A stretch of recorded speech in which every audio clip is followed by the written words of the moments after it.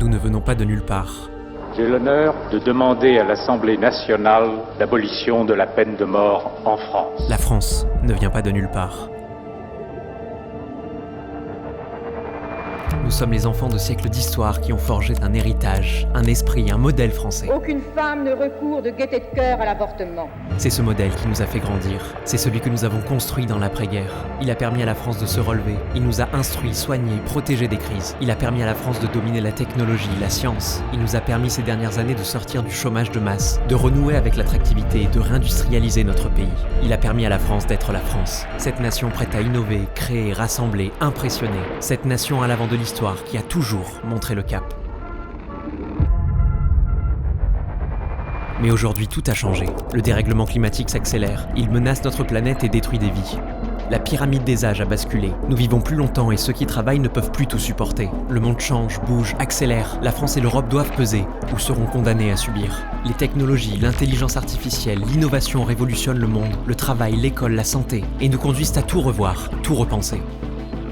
L'égalité entre les femmes et les hommes a fait des pas de géant, mais il y a encore tant de progrès à accomplir pour parvenir enfin à l'égalité, la vraie.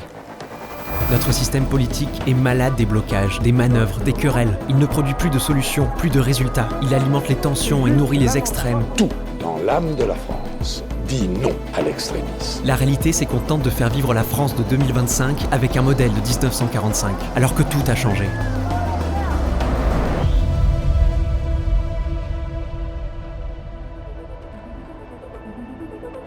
Alors ensemble, il faut tout refonder, changer de modèle, retrouver le chemin de l'espoir et bâtir une nouvelle République.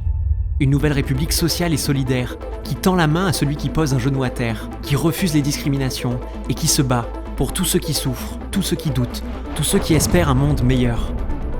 Une nouvelle République du respect et de l'autorité, où chacun est en sécurité dans la rue, où l'on refuse l'impunité, où chaque peine est exécutée, où nos frontières sont respectées.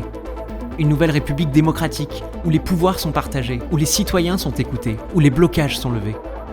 Une nouvelle République économique de l'émancipation, où le travail paie et où la France est pionnière pour inventer le travail de demain.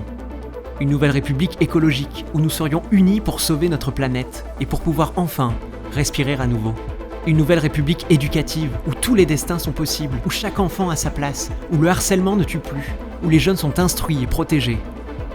Une nouvelle République libre, avec des droits nouveaux pour tous, où chacun peut reprendre le contrôle de son destin, vivre sa vie comme il l'entend, peu importe d'où l'on vient, où l'on vit et qui on aime. Une nouvelle République où les Français, enfin, seront à nouveau unis. Unis et fiers, fiers de nous-mêmes, fiers de notre histoire, fiers de qui nous sommes. Une nouvelle République pour vivre mieux.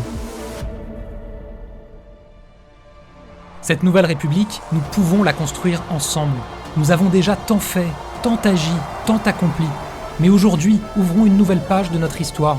Redonnons espoir à ceux qui doutent, à ceux qui n'y croient plus, à ceux qui souffrent. Ensemble, unissons les Français. Ensemble, rassemblons la France. Ensemble, bâtissons cette nouvelle République. Parce que nous ne sommes pas n'importe quel pays. Parce que nous sommes la France et que rien ne résiste au peuple français.